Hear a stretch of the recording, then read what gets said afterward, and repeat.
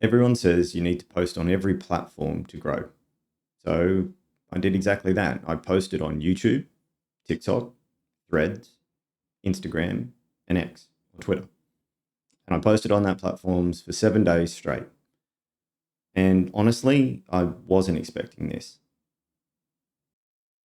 So this is week 4 of the Creator Lab project. My name's G, and we are continuing with the experiment where we have started a YouTube channel from absolute zero, and we're trying to grow it over an entire year to see how successful it is, to see what works and to see what doesn't work, and sharing all that information with you. So if you are looking at creating a YouTube channel, you can look at this and compare it. You can maybe use some of the skills that we've put into place. You can see what works and what doesn't work so you don't have to try it yourself at home. So this week, we're going to talk about social media and how it works and how it can help you and sometimes how it can hurt you. If you watched last week's video, we got banned on Threads and Instagram with no real warning at all and no explanation other than we breached community guidelines.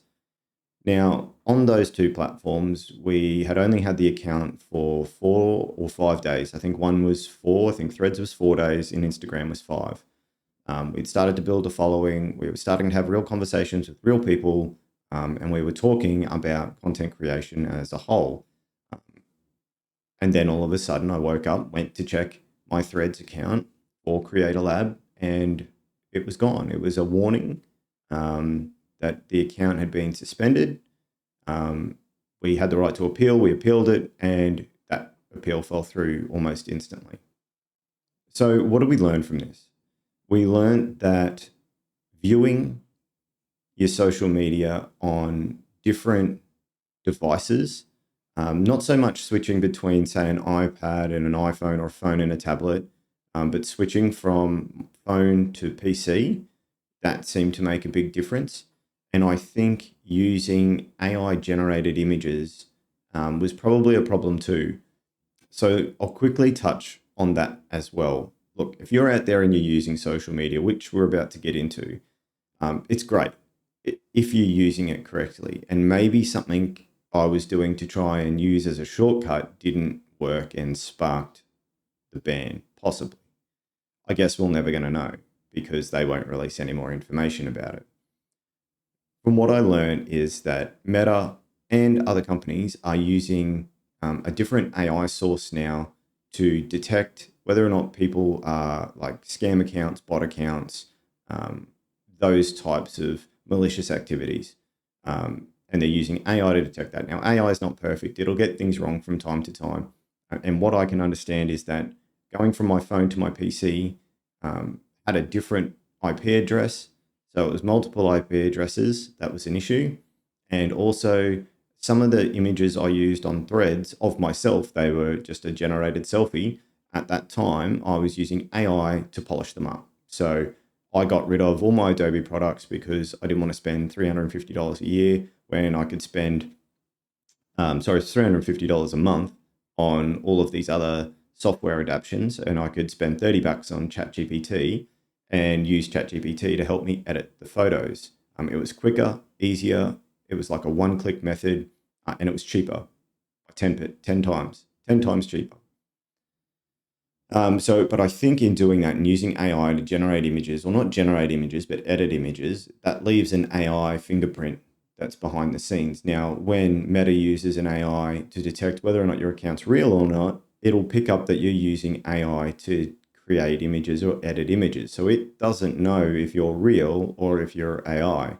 And that I can understand, which leads us into what we're going to talk about today, where we're talking about the use of social media and how it can help you grow your YouTube channel, because that's what we're doing. So here's what we did. We used YouTube with long form content and short form content, that being shorts. And we'll get into YouTube in a minute. We used Instagram for reels and posts. We used Twitter for posts and engagement and updates. We used TikTok to share shorts or reels on TikTok or film separate TikToks altogether. And then we use Threads again with the new account. Let's get the obvious out of the way. Threads and Instagram were more difficult this week than it has been previously. Why? Because they were brand new accounts. I had to recreate brand new accounts and then follow the 7-step program from last week's video so that we avoided an AI ban. I'll put a link in the description below to that video so you can go back and see what the 7 steps are. Thankfully now we're at the AI trust phase of social media side of house. It's kind of like a side experiment. So if we think about this YouTube side being experiment 1, experiment 2 is probably the social media side of that. So starting again was difficult. We had low views, low followers, low click rates, low comments, if none at all. But social media and your new YouTube channel is a slow burn and it takes time. And I think we learned last time from being banned that taking shortcuts doesn't work in 2026. We've got AI out there now that's detecting whether or not you're real or fake or what your content is and what it's not. And you don't need to make it clouded or make it harder for yourself by having your accounts banned and having to restart again. So my advice is be as authentic and real on your social media, but don't not sell your topic. So if you're a gamer, don't stop selling your video games, do that. If you're fishing lifestyle, don't stop selling that. Or if you're a home care, home taker style, don't stop selling that either. What I'm saying is maybe you stop using AI generated images as much. So let's talk about AI and how it works for us and how it can work against us. Everyone will have their own opinion on AI. Some are for AI, they're pro AI, they think it's great, think it's wonderful. You also have the extreme other side where people hate it, think it's going to be the next Terminator 4, that we're going to get wiped out by AI and Skynet's real.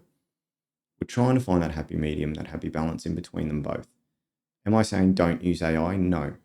Am I saying only use AI? No. What I'm saying is use AI to best help yourself and give you better balance. So here's what I'm doing. I'm using AI to help generate more ideas that I have already. So if I come up with an idea and I can only sort of think of 1 or 2 things to talk about within that topic range, I might use AI to help me flesh those ideas out. And then I will take small parts of that information and turn it into my own work. But it's like a little Kickstarter, a little boost to help you get that momentum and that motivation going. I think you can also use AI for simple things like thumbnail generation on YouTube. I'm probably 99% sure that majority of people out there in 2026 are using some form of AI to generate their thumbnails. Why? Because it saves time, it's quick, it's easy, and you don't need a degree to do it. You can just have a real photo, add your own text, and it'll help generate that image into the right format and size for YouTube, which is great. It saves us time. Same with the ideas, it saves us time. What you don't need is fully generated AI videos, fully generated AI images. You don't need AI to generate you an entire script and to read off. And we all know what scripts can look like. Have a look at our week 1 video. The script was terrible and it didn't look real or authentic at all. So find your balance with AI and use it to help streamline your own success. Get it to feel a bit more real. Okay, so let's go through the Creator Lab process at the moment we've done for social media. So what I'll do is we'll stick up a screenshot, probably on this side or the other side, of exactly what the social media is doing for us, and which one we're going to start with is TikTok. So TikTok should pop up on the screen, and we're going to talk about our followers and our view rate. So currently our follower rate is 10. Okay, so that account has been up for about 12 days and probably slightly longer because there was a couple of days early on that we didn't post. So it might be up there for 15 days. We've got 10 followers and our view rate is broad. it's between sort of 400 to about 100 views per video. So for a brand new account that's only been on for say 2 weeks, it's doing pretty well. I mean, yeah, it can be better, but you need to be more consistent and you need to have some individuality and realism to your videos and content that you're making on there, as it's all short form. The other thing we learned was posting at the right time. So we have 2 separate videos, which I'll put up here. These are YouTube shorts. One was posted at middle of the day, 11 o'clock. The other one was posted at 6 p.m. and the view rate is 10 times different.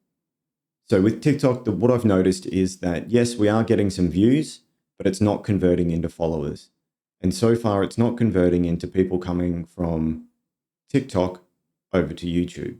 And that has to be our focus. Getting people to come to our YouTube channel, subscribe, and watch our videos. Because that's what we want them to do for you. So you need to get people interested in your topic and bring them over to YouTube and get them to subscribe to your page, because that's what's really going to help your growth. How do you do that? Well, we're going to be working on that over the next few weeks, so stay tuned. So make sure your TikTok's set up correctly. Make sure you've got a clear profile picture. Make sure your videos are relevant and leading people back towards your YouTube channel. And make sure you have a link for your YouTube channel in your bio and make your bio as real as possible. So Instagram has been our new channel. We had to recreate it and start from scratch again. That was hard. And to be honest, it pissed me off a little bit. I was dirty at myself for not thinking about doing the right thing. And I probably should have paid more attention to that side of the social media house and what I was producing at the time. But it's a lesson learned. And hopefully you're not going to make that mistake because you've seen me already do it. So currently we've got 14 followers on our new Instagram page, and our view rate for our reels is around the 150 marker pretty consistently, except one thing. That is, we posted a video as an experiment in the middle of the day here in Australia. Middle of the day, it was 11 o'clock, we posted it, and this is the outcome. And we posted another video in the same day, but at 6 p.m. and this is the video here. So why was there such a massive difference between the two? And that comes down to peak times to actually put out your videos. With short form content, most people these days are doom scrolling on their phone while doing something else. They might be in the bathroom, they might be watching TV, they could be having a conversation, they could be out for dinner, but we all know that everyone doom scrolls. It could be right before bed, it could be just after a meal. We want to hit that peak time so that when people are doom scrolling through like we all do, people can actually see your content. And if your content is interesting to them, then they might follow you and see another one of your videos and then another one of your videos, and then they might come over to your YouTube channel. It's pretty rare that somebody, unless you know them, will click on your short or see your reel and then instantly go to YouTube and click subscribe.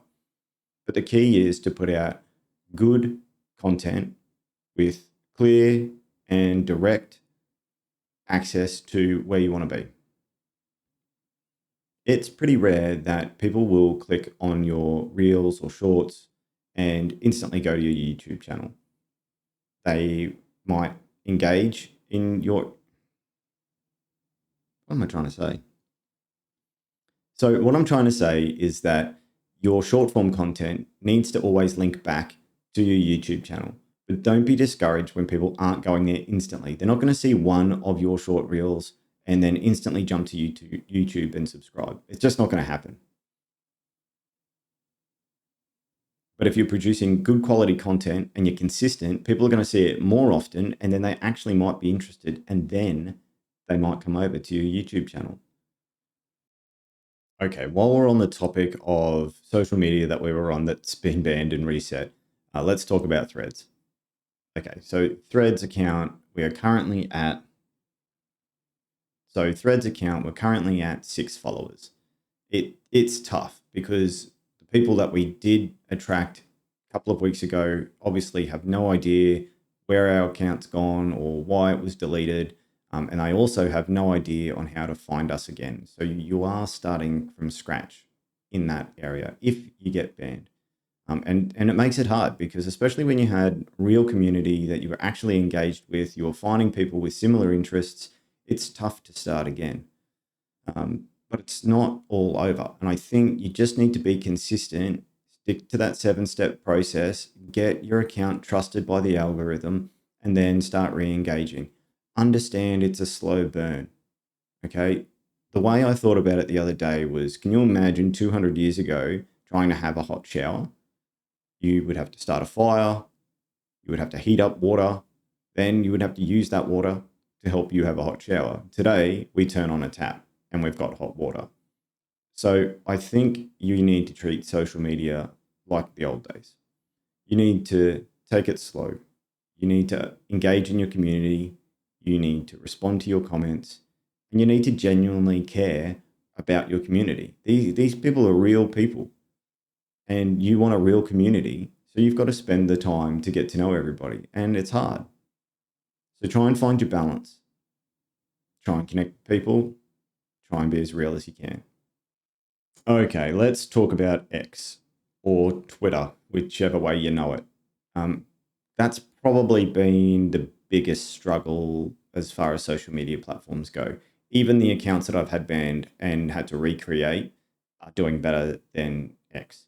I don't know if that's a generational thing. I don't know if it's an Australian thing. I don't know if I'm not using X the right way. But 2026 growing on Twitter feels like it's impossible. I have one follower, posting content daily and getting little, if not zero engagement on there. Over the next couple of weeks, going to look into more on Twitter and to see if we can get a bit of a push and make a bit more of an engagement on there, obviously without paying for some weird subscription, because we all know that everyone's trying to force subscriptions down your throat. And that's not what this channel's about. We're trying to do this as authentically as we can and grow with real people and real community members. So that's going to have to be a work in progress. And lastly, this channel, YouTube, where we're posting shorts, we're putting long form content out, and we've got 31 subscribers now as of filming this video today, which is great. And the engagement through our shorts has been great. We're getting probably an average over 1,000 views per short if we post it at the right time. And if you post in the middle of the day when your audience isn't around, then you're not going to get that scroll through rate, which will affect your views. So what have I learned from social media? What I've learned over the last week is that consistency early beats content. Yes, your content needs to be relevant, but your consistency matters more. It's early stages, it's infancy of your social media, and it's trying to crawl before it walks. Don't go out there and try and sprint straight off the bat because it's not going to work. I've tested that theory and I got banned for trying to run before I could crawl. So we're back to crawling. And we're going to see over the next few weeks, we'll add it into the database when we check the scoreboard to see how that social media tracks over the next few weeks. Advice you'll start to see early on in your social media journey is a lot of get rich quick schemes, a lot of viral posts of people going viral that aren't authentic. Use this sound to go viral. God, that's all over TikTok and I can't stop seeing it.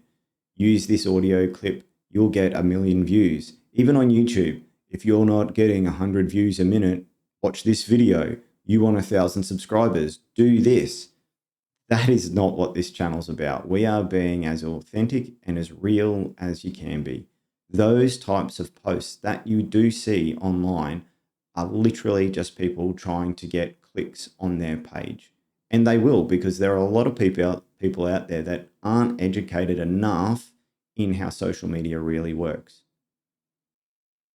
Okay, so we're at the point where we're going to review the channel itself, but we're going to add in something extra. Over the last week, I had the question asked about our audience and what is our peak time to post and how do we figure that out? Obviously, would posting at midnight help us? Again, that's going to depend on your audience. So if your audience comes from, say, the United States, maybe your peak time is going to be different and you have to schedule your posts to be at their peak time so that you can increase your viewership. Okay, and to figure all this out, we're going to jump into YouTube Studio and we're going to have a look at exactly what you need to look at through YouTube Studio for your own channel to see who your audience is. That way you can determine when the best time to post for you is. Your audience is what matters. Your content, everything else, that comes secondary.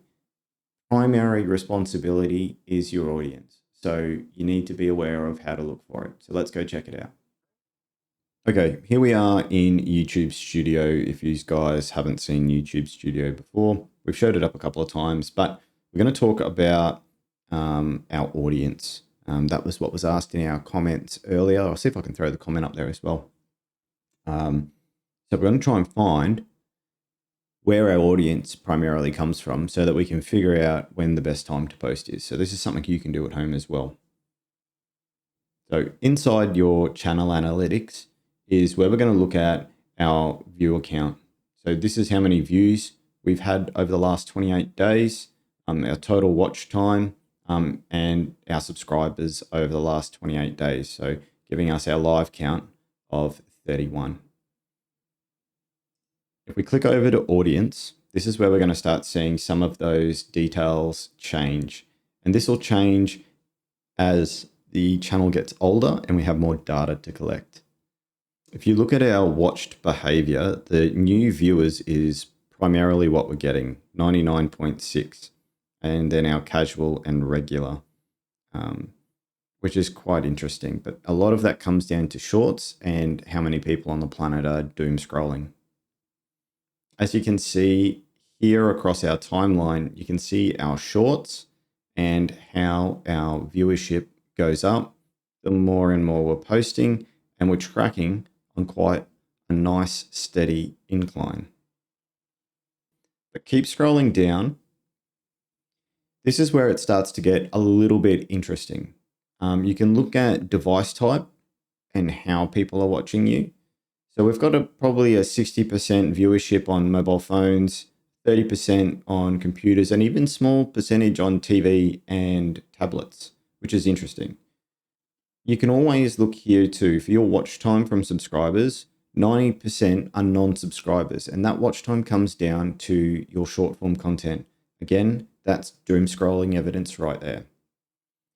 So if you come down, you can see by age and gender, we've got primarily male audience, we've got 6% female, and our primary age group's around 25 to 34.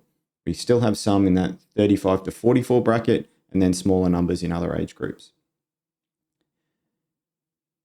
Okay, let's talk about our geography, and this is where it comes into our viewership and how we're finding our peak hours. So primarily, obviously, we've got Australian people watching my content, because most of the content we started putting out was in peak Australian times. So we were pushing content in peak hour traffic for Australia. Next would be the United Kingdom, then the United States, then Canada, then India. And I think sitting around this table here probably helps you the best. So we can see that our peak viewership over the last 28 days primarily from Australia. So I'm going to stick to those primary times to post at around that 6 to 8 p.m. marker when most people are doom scrolling. Now you can do more than that. You can post multiple times a day and see what works for you. If you want to increase, say, your audience through the United States because you think that content that you are making is more streamlined towards them, then trial posting at times that would best suit an American audience. See if you notice any difference. So overall, the channel is doing as well as I could hope for at the moment. We have had 31 subscribers in 4 weeks. Our views has gone up dramatically from 0 to, where are we? So over the last 4 weeks, our channel has done as well as I think it possibly could. We are not taking shortcuts. We've had social media bans. We've had all sorts of other issues going on in the background, and I'm still trying to be a father of two. So we've had 31 subscribers in 4 weeks. We've had 14.3K views. Our watch hours is 33.1. And obviously our revenue is still 0 because we haven't been monetized. I think that is an exceptional effort for where we are right now at the 4-week mark. This is the stage where most people quit and they give up on making their YouTube channel because they get disheartened by the numbers. Keep posting your content and stay strong through this difficult stage of your journey. Okay, guys, that's the review. We've checked out the channel. We've talked about our social media usage. Be smart, be real, be authentic. Be kind to your community because your community matters. Without your community, you're not going to be successful. You won't succeed. If you like the channel, you like the content, please hit the subscribe button. It really helps the channel out immensely. If you want anything else to be shown or you want to see anything else on these videos, please drop it in the comments and I'll make sure I add it to the next video. I will get back to you in the comments. We will post stuff. If you're curious and you want to know how to grow a YouTube channel from nothing, or you're enjoying the experiment and what you're seeing, please hit the like button, hit the subscribe button. It really helps the experiment out and we can take this as far as we can. So next week, let's push forward and I'll see you next Friday. Thanks, guys.